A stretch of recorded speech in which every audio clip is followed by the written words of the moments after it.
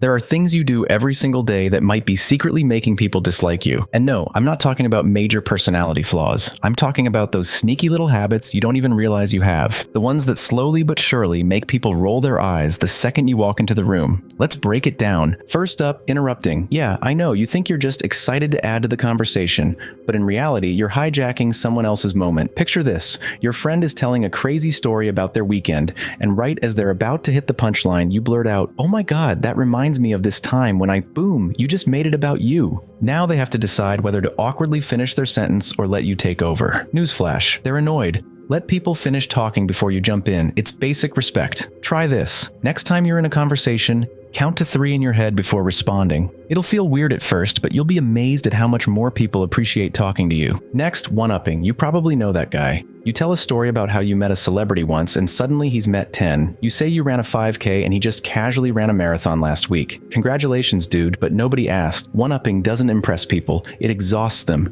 Instead of constantly trying to outshine others, try celebrating their wins. Trust me, it'll make you way more likable. A better way to contribute? Say, "That's awesome. Tell me more about that." People love talking about themselves. Give them the space.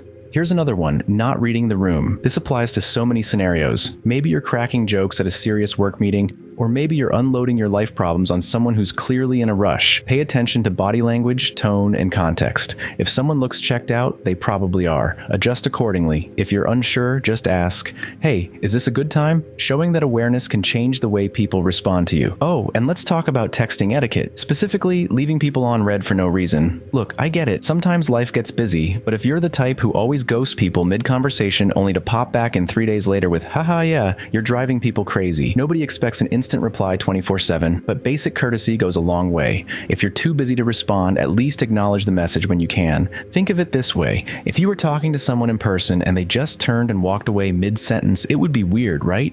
Same thing applies here. Speaking of messages, here's a brutal truth. Overusing social media humblebrags is not cute. You know what I'm talking about. Ugh, can't believe I got another job offer. I'm so overwhelmed with choices. Didn't study at all, but somehow got an A. Just own your accomplishments without the fake humility. People respect confidence, not calculated self-deprecation. Next time you want to share a win, just say it outright. "I'm really proud of myself for this," and move on. Another sneaky habit? Complaining. Listen, we all need to vent sometimes, but if every conversation with you feels like an episode of a soap opera, people will start avoiding you. There's a huge difference between sharing your struggles and being a human rain cloud 24/7. Try balancing complaints with something positive, or better yet, work on finding solutions instead of just dumping problems onto others. Imagine you're in a group chat and one friend always sends, "Ugh, my life sucks." At some point, you stop responding, right? Don't be that person. Let's not forget about flakiness. If you're constantly canceling plans last minute with weak excuses like, "Ugh, I just don't feel like it," guess what?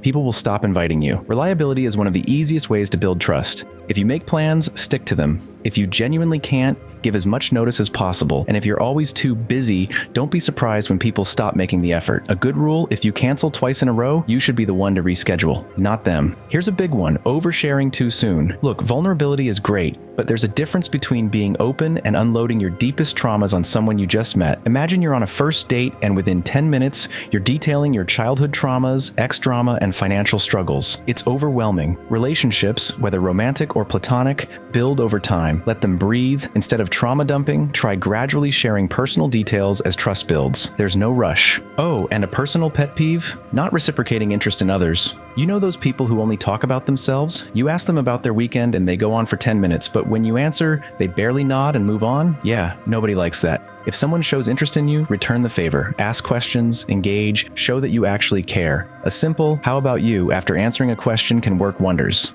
Now let's talk about poor hygiene. I know, this one seems obvious, but you'd be surprised. If you're not brushing your teeth regularly, wearing deodorant, or at least making an effort to look presentable, people notice. Nobody's expecting you to be a fashion icon, but basic hygiene and self-care show respect for yourself and those around you. If you're unsure whether this applies to you, just ask yourself, would I want to sit next to me for an hour? If the answer is no, fix it.